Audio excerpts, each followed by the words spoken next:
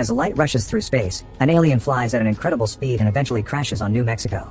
His body goes through a painful transformation to take on a human form before he goes wandering without any clothes on.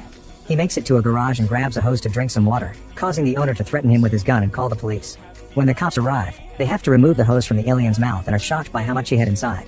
The alien uses some random English words to respond and the cops take it as an insult, so they tase him down.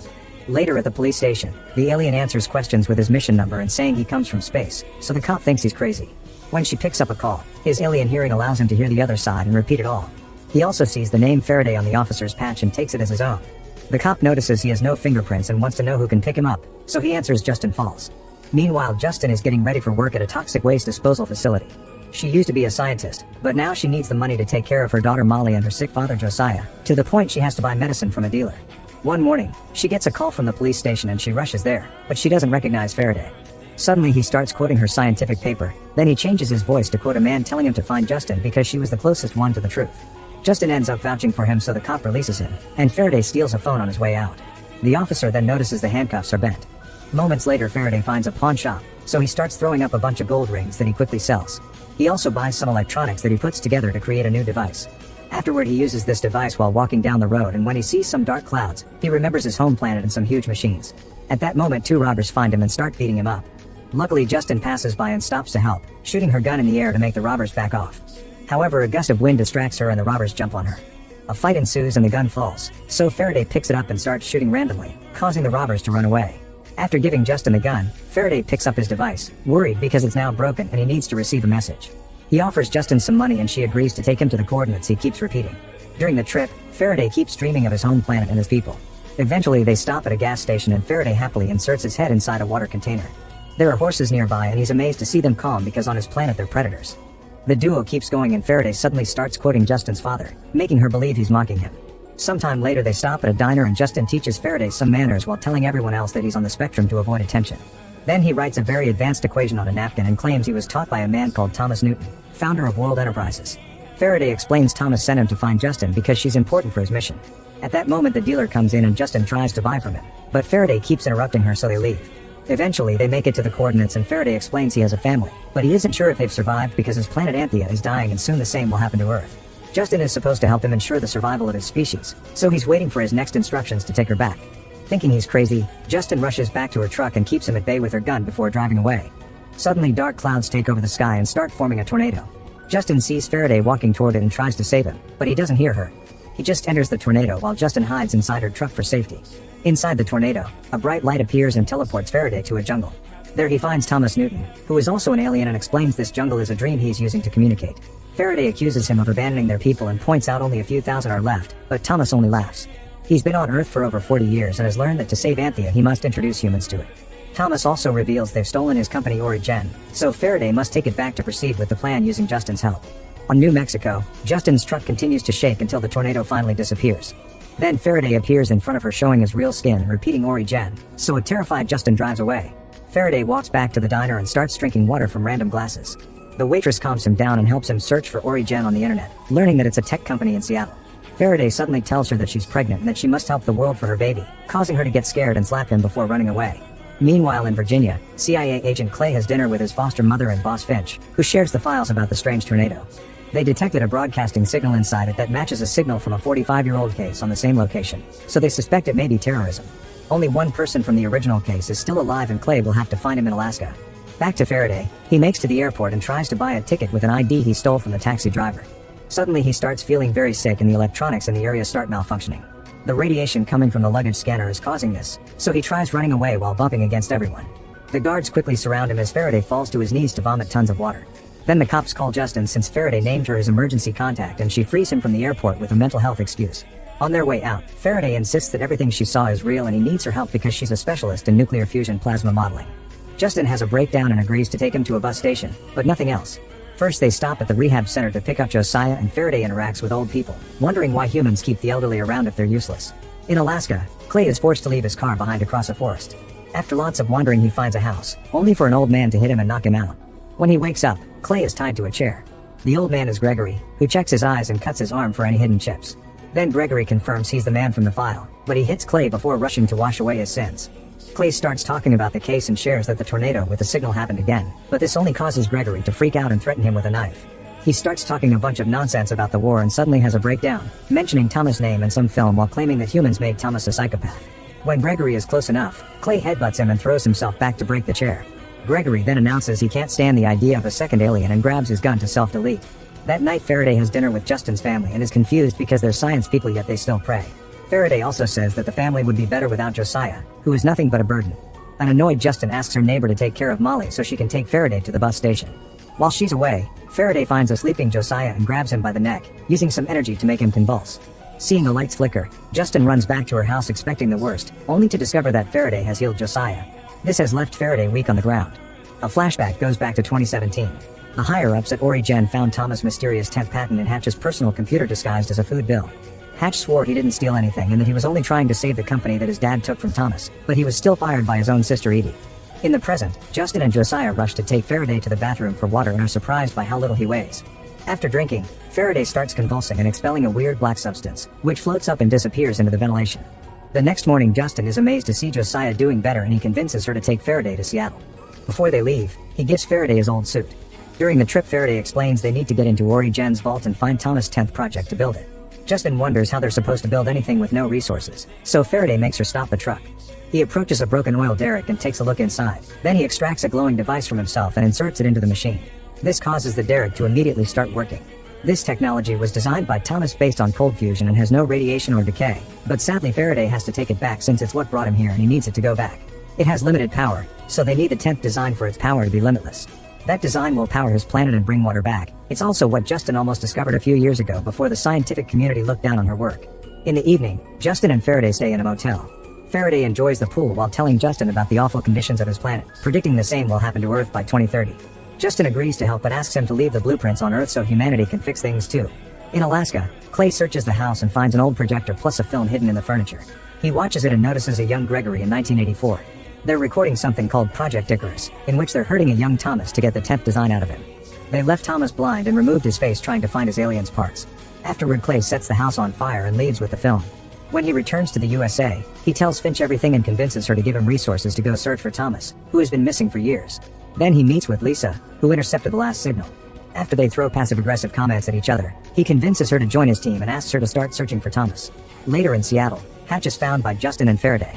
They show him the equation on the napkin and explain Thomas sent them to find him, but Hatch doesn't believe them and drives away. However, when Thomas compares the napkin to some documents at home, he confirms it's the real deal and goes looking for the duo. They tell him the truth about Thomas and Hatch passes out from the shock. When he wakes up, he freaks out because cold fusion would cause the energy industry to collapse and destroy the economy. Faraday calms him down and reminds him humans know how to adapt. Over breakfast, Hatch explains Origen moved to London and now Faraday wants to travel there. Since Faraday has no IDs, Hatch offers to get in contact with a friend that will lend them a private plane.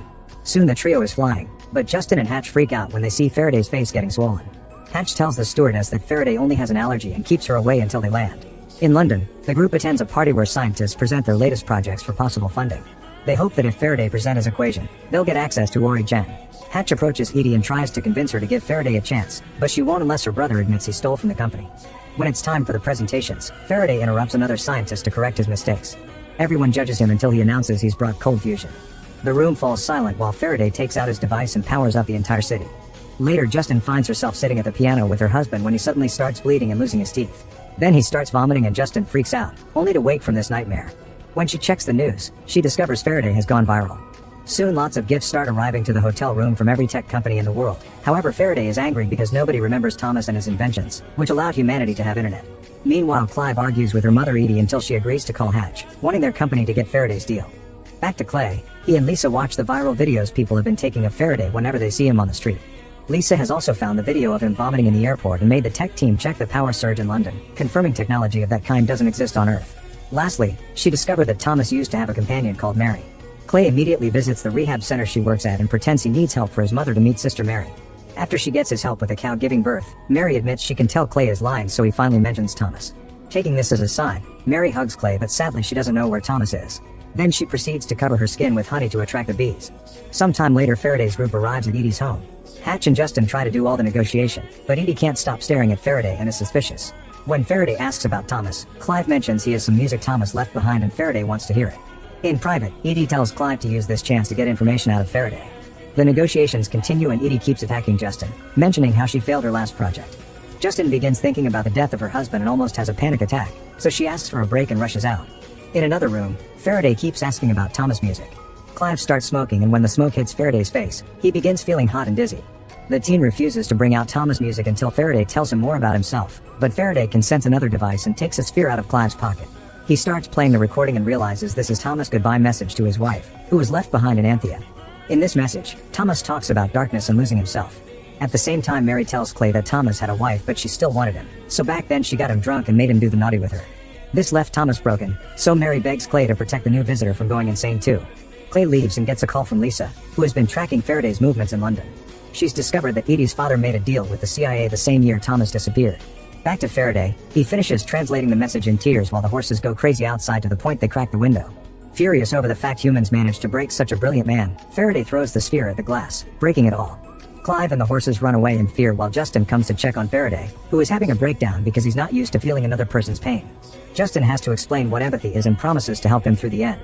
Meanwhile, Edie and Hatch start arguing over their father again, which makes Edie realize her brother only wants Thomas 10th. Edie tells Hatch there's no deal and kicks him out. Then she goes to see the latest visitor, who happens to be Clay. He explains that the CIA scared Thomas away and chose her father to handle Lori Jen because he was an easily manipulated man. Now that Edie is in charge, she must keep up the deal with the CIA, and that means taking Hatch's offer. Afterward, the negotiation continues with Clay, who pretends to be a consultant. Hatch wants more money for Faraday's invention, so Edie uses the information Clay brought her to fight back. It turns out Justin killed her husband with a lethal dose of radiation because she didn't wait for the safety approval. She did achieve fusion, but the whole experiment was sealed because of this incident. Edie refuses to work with her, however Faraday announces that if they don't hire Justin then he leaves too. Now the company has no choice but to hire the whole trio.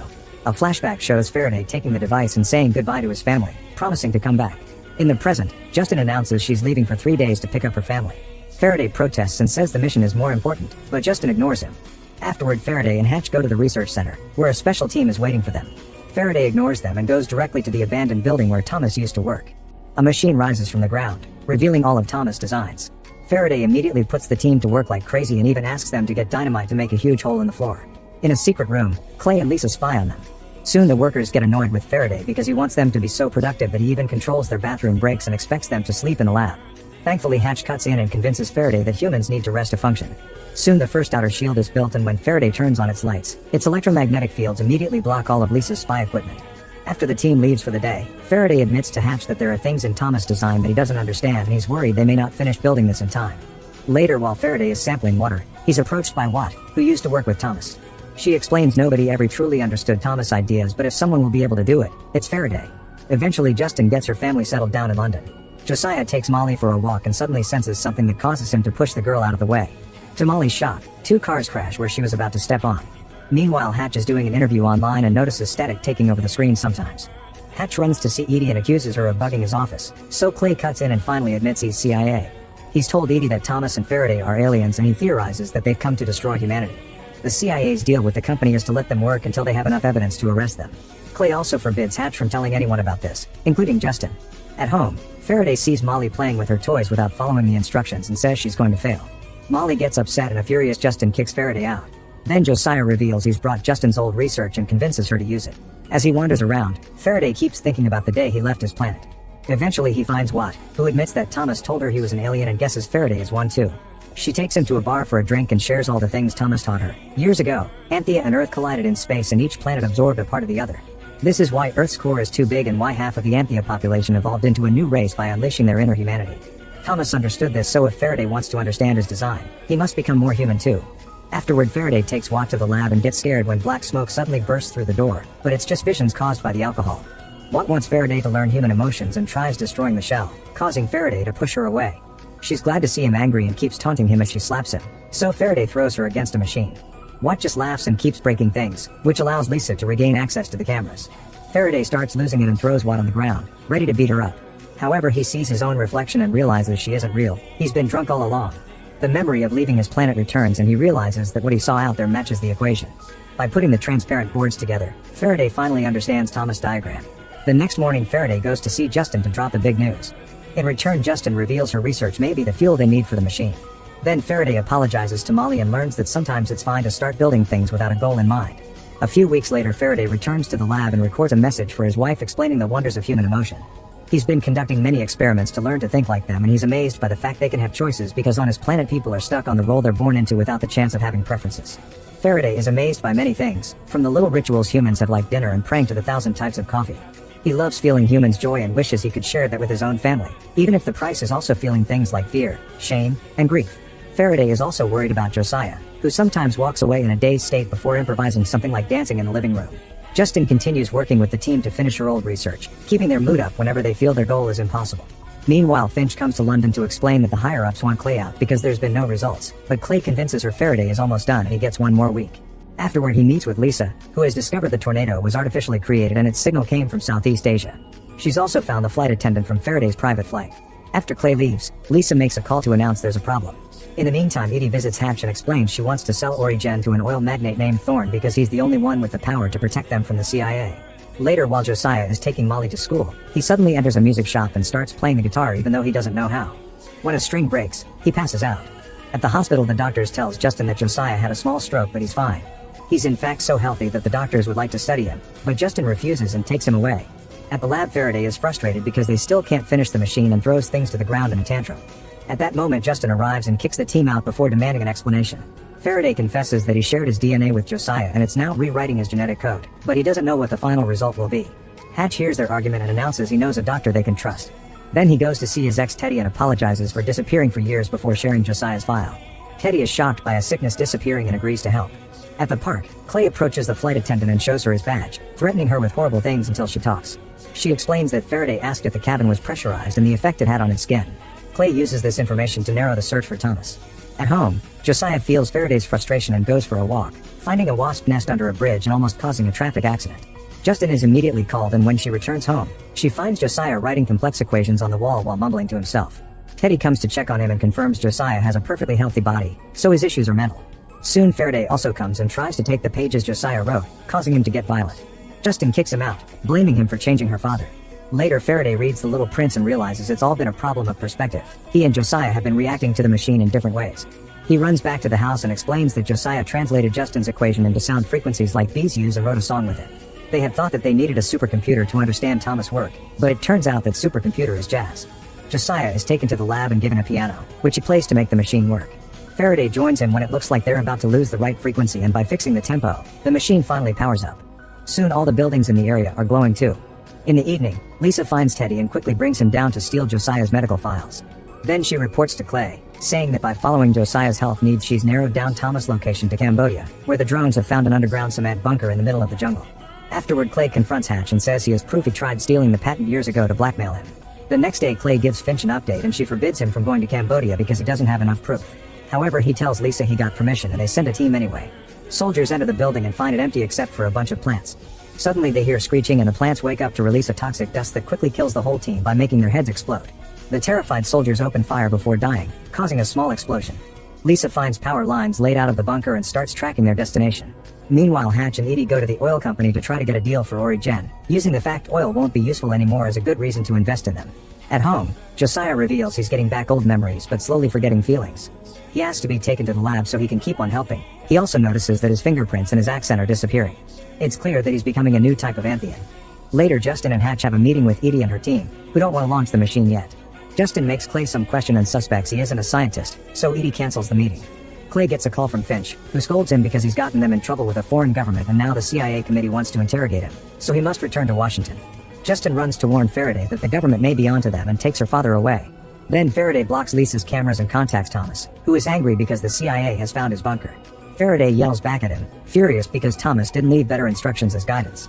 Thomas is happy that Faraday has learned to have emotions and tells him now he needs to learn to lie. He regrets staying hidden, so he advises Faraday to become a legend because fame can't be killed. After the transmission ends, Faraday sees Lisa entering the lab and she pretends she's security just checking on him. Next, Faraday goes home and tells Justin that they need to go public about their experiment because the CIA loves silence. Sometime later, Justin and Faraday meet with Hatch's journalist friend. Faraday shares a fake backstory to pretend he's human and tells the journalist about a new energy source that the CIA is trying to hide. The journalist agrees to write the story as long as she gets to see the lab for proof. The following day, Edie receives some secret information about Clay. He used to work for immigration and put kids in cages, but he's also emerged from a witness protection program. Meanwhile, Clay is being interrogated by the committee and Finch is furious to learn he's faked her signature. When she's about to take away her support, Clay tells the committee that Finch has the film of Thomas' torture and she kept it secret from them. This makes it seem like she's lying about the signature being faked and she sent the team to Cambodia to cover up her own lies. After she walks out, Clay convinces the committee to give him permission to finish his case. At the same time, Lisa secretly brings Justin to her spying room and explains they want Thomas, not Faraday. She plays a recording of the Cambodia incident and offers a deal. If Justin takes her to Thomas, she promises to protect Faraday and the project. Lisa also tells her that Faraday talked to Thomas to make him look like a liar with a secret conspiracy. Justin immediately goes to tell all this to Faraday, who swears his species isn't capable of killing. That night, Edie informs Hatch that she sealed the deal and they'll launch the machine soon, but she hasn't told the CIA. Later, Clay visits Edie and shares that his mother came to America from Russia, but she turned out to be a terrorist. She blew up the building where she worked and abandoned her son, who was found by Finch when she was on the case. Clay then tells Edie that if she goes looking into his past again, she'll regret it. Back to Faraday, he disconnects all of Lisa's cameras and hacks into her system to lock her up. Then he finds the footage from the Cambodian incident and a message that Thomas is constantly sending to Anthea. When he's done, he goes to Justin's home, where he plays some music and closes the curtains because he saw a man outside spying on them. Then he tells Justin that Thomas lied to him. His real goal is to bring the Antheans to Earth.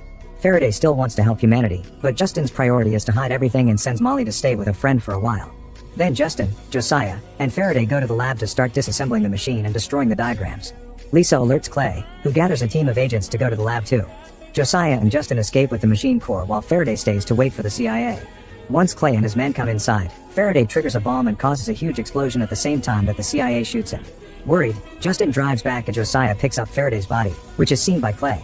Soon Edie and Hatch arrive at the lab, where Clay is making his men gather the remaining machine pieces. When Edie demands an explanation, Clay slaps her, so Edie quickly slaps him back and calls him incompetent.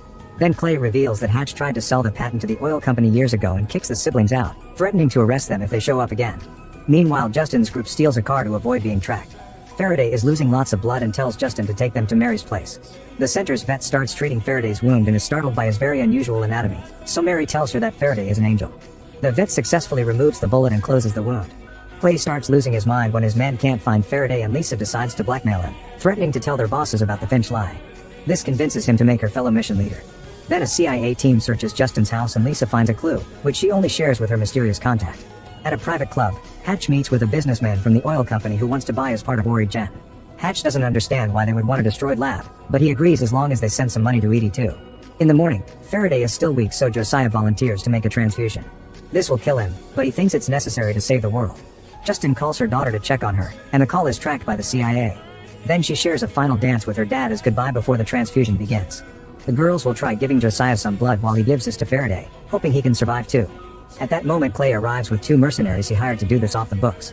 As soon as they step on the garden, Mary and a girl open fire and Clay gets hurt. A shootout ensues and soon they're running out of bullets, so Mary goes looking for more. This allows the men to knock the girl down and enter the house. Clay finds Mary praying and she calls him Judas before he shoots her. Hearing the shot, Justin comes out and is cornered by Clay, who disarms her and takes her to the transfusion room. The mercenaries have found the core, so Clay makes them knock Justin out and bring her together with Faraday, leaving Josiah behind. After the group leaves, Mary drags her body to Josiah and holds his hand before dying. In the morning, Edie meets with Finch to make a new deal with the CIA. Afterward, she bumps into Clive and notices how awkward he still behaves, so she shoots a sick horse in front of him to remind him this family doesn't allow weaklings. Feeling betrayed, Clive goes to see Hatch and reveals that Edie killed their father by pushing him off a cliff and later made it look like self-deletion. It was actually Hatch who was supposed to be CEO. At the same time, mysterious men find Molly and Justin's friend. Faraday and Justin are taken to an abandoned building and tied to chairs before Clay pushes them down. A scared Faraday translates Thomas' message and tells Clay about the real plan. Then Clay tells Lisa to take Justin in another room and get the formula that activates the core while he finds out more about the aliens. Clay starts hurting Faraday with tools, however Faraday doesn't feel pain done to his human disguise. In the other room, Lisa threatens to hurt Molly, but Justin doesn't believe her and says she's no better than Clay, for which Lisa slaps her before running out. Next, the mercenaries try waterboarding, but Faraday loves to drink it all with his 4 stomachs. Lisa reminds Clay of the airport incident and they bring an x-ray machine, which causes Faraday a lot of pain.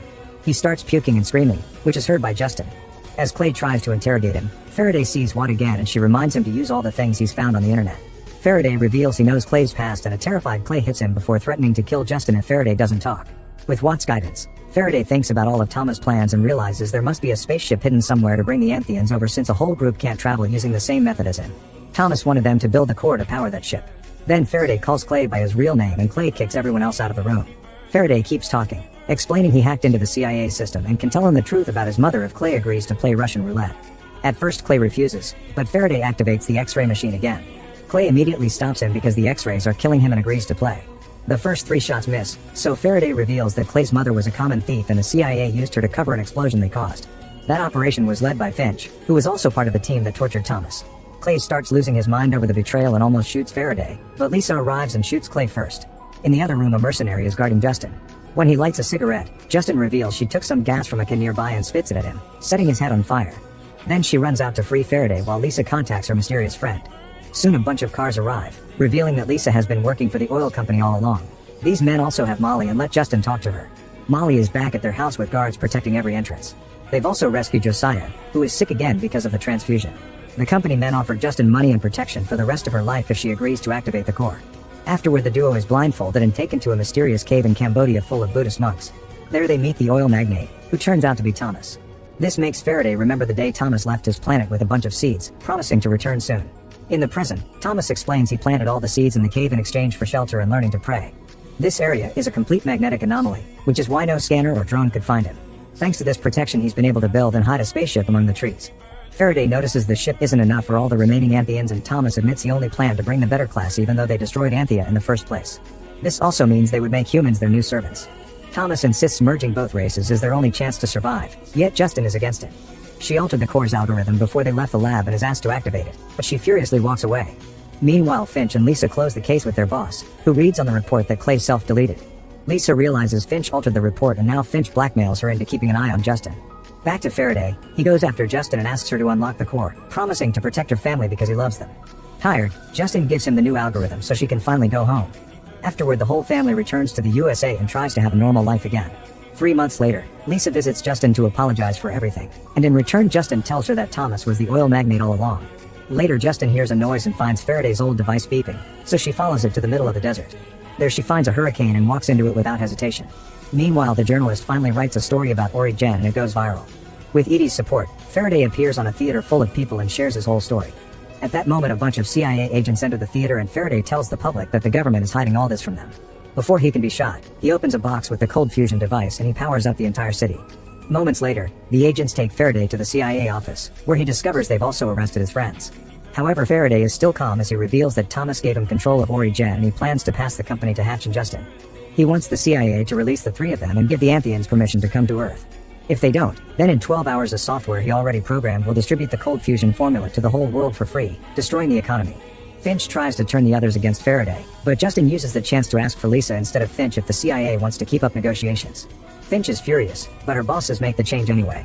A few hours later, Faraday visits Thomas, who laughs when he hears that Faraday will bring every single Anthean yet doesn't plan to slave the humans. Thomas thinks this will destroy Earth faster, but also admits he's proud of Faraday. Then he lets the CIA arrest him since it was part of the deal. Afterward, Faraday shares a goodbye kiss with Justin before finally leaving on the spaceship to rescue his people.